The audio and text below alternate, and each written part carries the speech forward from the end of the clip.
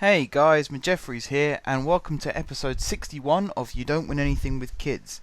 It's been a while since I recorded on here actually, so let's check the fixtures and see what's happened. So in our last episode, we either played lose in the FA Trophy. I'm pretty sure it was the Chester match actually. Drew 1-1 at home to Chester with a goal from Carino. Since then, I did this match just now actually. I did a 0-0 draw against Woking. There was nothing exciting in that game. 2 sendings off though. One for McConnor and one for Klopmas. Unfortunately, I missed the opportunity to find them both, but had I been given the opportunity, they both would have got 2 weeks' wages because stupid bookings to start with and stupid second bookings as well. So the pair of them are not in my good books right now. They are suspended for this next match, which you can see is against Halifax. But I think I'm also going to leave them out against Lincoln, which is going to be the match after, and I will show that match because it's the FA Trophy second round. So yeah, I'm not very happy with those two. And because of that 0-0 draw, because of their stupidity, if I go on here, you can see we've missed the chance to go ahead of Kidderminster again. We've actually got a game in hand against Lincoln. And they're on the same number of points as us. So if we win, we go 3 points clear of them, and hopefully we can get above Kidderminster as well. Anyway, we are playing Halifax at home. So let's clear this team, and let's start from the keeper. And of course, we're going to have Fernando Quintana. Now, right back. Is he on this list? I don't think he is actually. Oh yes, he is. There. Grant is back from injury, and Villa hasn't exactly been performing at his best recently. So I might try Grant at right back just to see how he performs. Just get rid of that window. I wish that window would go away by itself, but it doesn't. Left back, it's going to have to be Jones because Quintana is suspended. Centre backs, we're going to go for the usual pairing of Stevens and Cartwright. Yep, Stevens and Cartwright. Midfield, we're going to have Delamond and McGregor.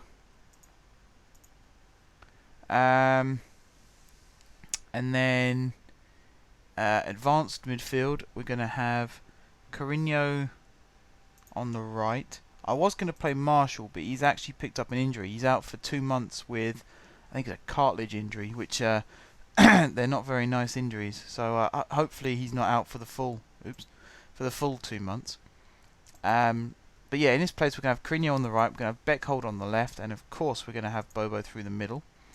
And then up front we're going to have Peter Wilson. Barnard, I've pretty much decided.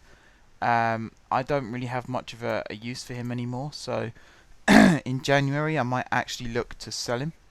If anyone's interested in buying him, that is. They might not be, of course. I'm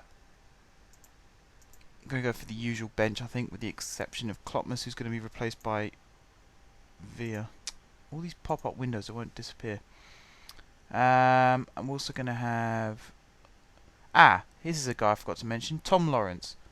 I actually signed him on a free transfer. He is formerly, of course, of Manchester United. He's on loan currently at Carlisle United, I believe, and he's doing pretty well for them. So I saw he was on a free transfer, so I snapped him up.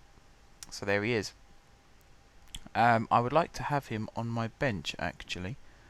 So if I have him there, and then Drewson as well, and that's my bench. But yeah, as I was saying, I've pretty much decided I'm going to sell Barnard in January. I've no need for him, really. I've got enough strikers. He's not really trying. He wants to leave, so I might as well cash in on him now.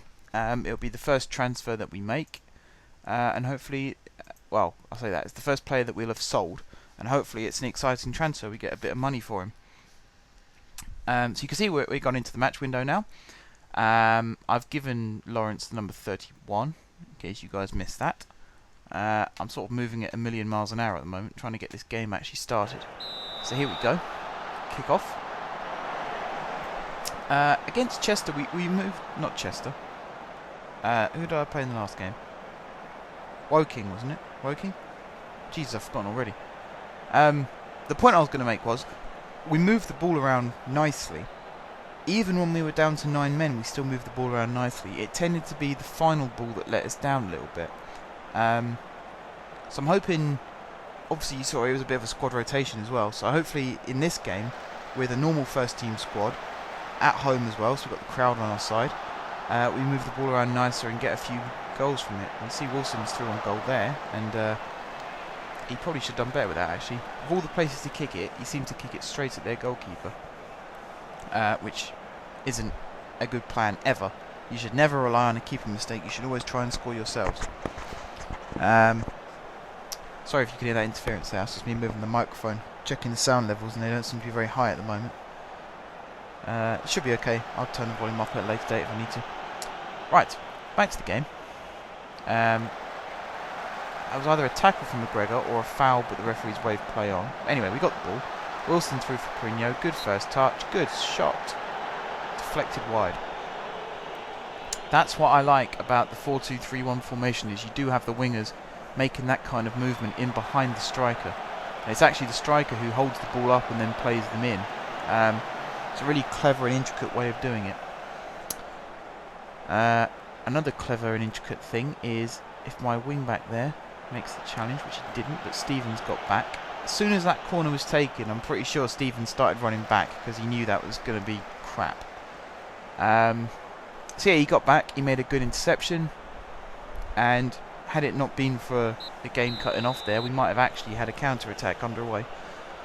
But yeah, half-time, 0-0.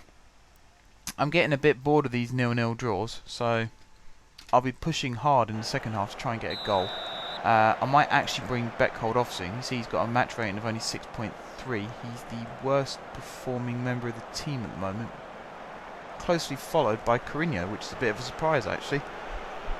So yeah, be definitely looking to see an improvement from the squad as a whole and from individual players like Beckhold and Courinho, because you know, they're our goal providers. You need them to score or even provide, because you know, the way we get goals with the striker is normally from a cross, and that doesn't seem to be happening.